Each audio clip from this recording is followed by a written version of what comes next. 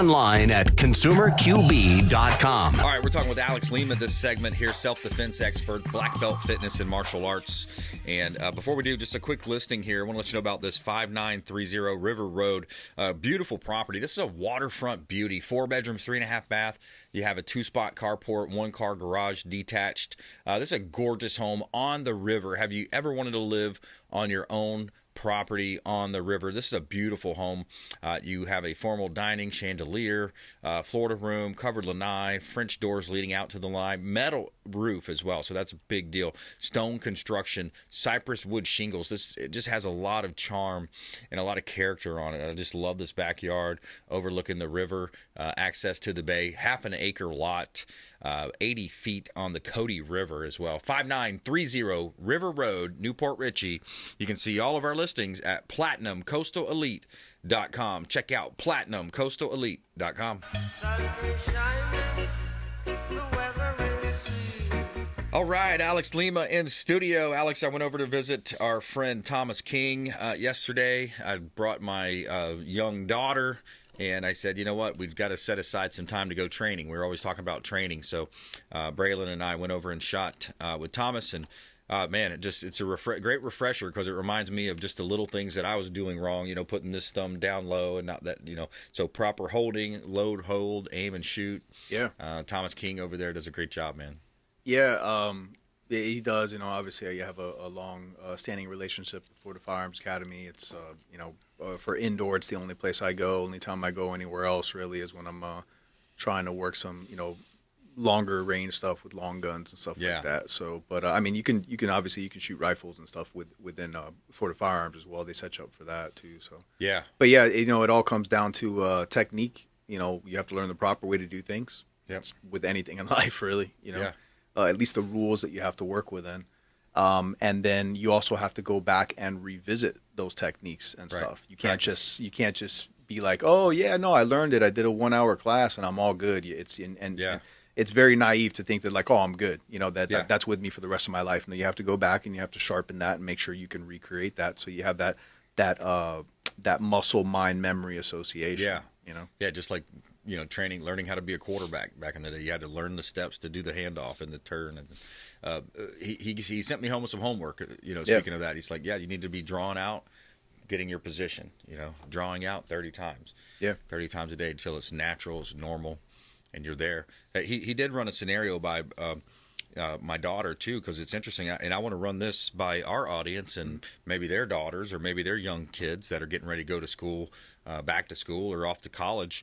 Is you know, some of these thugs, some of these perps will come up and they'll try to be slick, and they'll have more than one of them. You know, it'll be 2 or 3 maybe, but they'll point at the ground and say, "Hey, is that your money there?"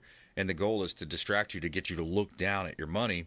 So the wrong way is to look right down and fall for the scam.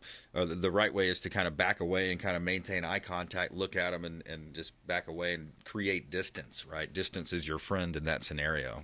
Yeah, situational awareness, you know, for one. And unfortunately, you know, we live in a world where you cannot be too trusting. Mm-hmm. You cannot be too trusting. And criminal, you know, scumbags, they're smarter than you may think as far as when it comes to organizing, you know, a criminal activity. It usually is multiple people, and they use one person as like a distraction. I have an example of somebody I was training for a very long time. And then they have a family member that has some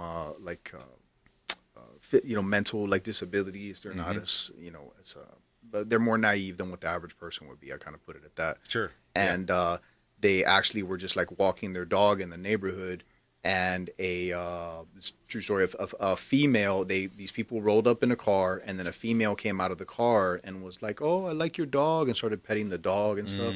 And then she was like, "Oh my goodness, I like your chain," and started going up and like touching his chain. And he was like, you know, back away, back away, back away. Wow. And then while, you know, he's distracted fighting, you know, with trying to keep the dog away from the girl and her, like, you know, getting in his bubble. Yeah. The other person came from behind and snatched the chain, and then they got in the car and rolled off. So they will use a female. They use kids as a distraction. They will use, you know, any means necessary. You know, I did some private security work, and I've been involved in some scenarios where. Another example, going back to using distractions, right? You have to be aware. You have to be in the zone. You got to be in the pocket. A group of, we'll say, they were teens, so kids came into this like a video game store, and they came in like a group of like 5 of them, and you're the only employee there, so you're walking around and you're like, you can't keep eyes on everybody. So one kid's going over here asking a question about this one's asking a question about that, this one's asking about something behind the counter, and then while they're doing that, the other one's over here ripping stuff off the shelf, putting it in a bag and taking off. Wow.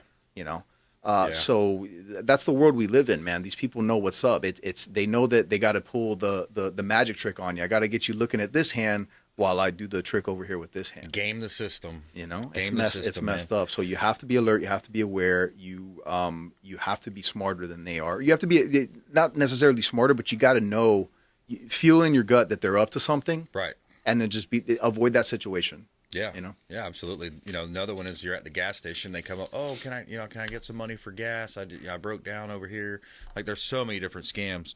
I wanted to shift also to some positivity around the 3 main influences in your life. Okay. How do you, so essentially in life, whether it's self-defense or business or life, money, love, whatever you're trying to improve, there's 3 main influences that you want to consider, you want to look at. Number 1 is, what are your inputs, right? So what are you feeding into your brain? And then that's where we talk about personal development, videos, podcasts, reading books, taking classes. So inputs would be one of those. Do you have anything you want to add on that?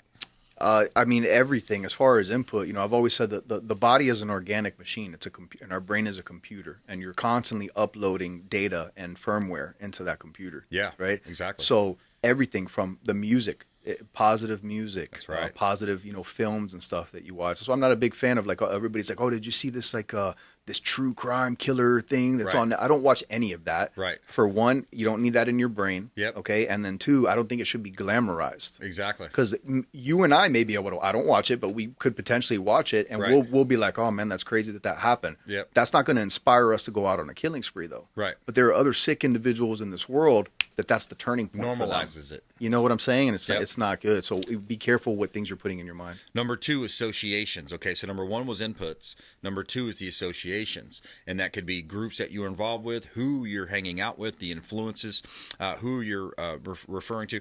There's a Dr. David McKellen from Harvard that did a study. It says your reference groups determines as much as 95% of your success or failure in life. And then, of course, you've all heard Jim Rohn's, you become the combined average of the 5 people you hang out with the most. We Absolutely. all know that. Yeah. So. Absolutely. Another thing I'll add to that is if some people are like, well, what if I don't have positive influences around me? If 4 or 5 out of the 5 people that are around me are not a positive influence, how do I get to that next level? Sure. Reading books, listening to them speak, that is still your mind and your subconscious spending time with those people that you want to become and want to be like. Yeah. Right. So there's other ways. We don't necessarily need to be hanging out at the bar together. Audio books. I mean, read biographies of the great founders of our country, the great innovators of the world. Let your mind spend time with those people. Number 3 is environment. So it's not only so inputs, association, but also environment. Meaning is your office clean? Is it all cluttered and dirty? And does your desk have stuff all over it? So if you remove the clutter, change the curtains, spruce it up, make it look good, smell good, feel good, comfortable seat that you're sitting in. So the environment has a major impact as well. Alex, 30 seconds back to you. Yeah, for sure. I mean, most plants don't grow beautiful in the dark, right? So the light that comes in, clutter does bring negativity. You want clean environments so that you're clean, and your outward environment is typically a reflection of your inward environment. That's cool. So that sounds like a little martial arts in there, a little philosophy. I might have a little philosophy in my DNA. There you go. Yeah. That's right. I love it. Yeah. All right, Alex, BlackBelt Lima. You can find him on Instagram as well. What's the handle again? At BlackBelt_fitness, or you can always go to the show website, consumerqb.com. Yes, sir. All right, good stuff. Derek Coble, Fred Muth, Alex Lima, great show today. We want you to please go out there and consider committing a random act of kindness. Do something kind for one another. Be a force for good in the community. And we'll see you next time right here on the Consumer Quarterback Show, consumerqb.com. You've been listening to The Consumer Quarterback, Brandon Rhymes. Whether it's real estate, consumer, or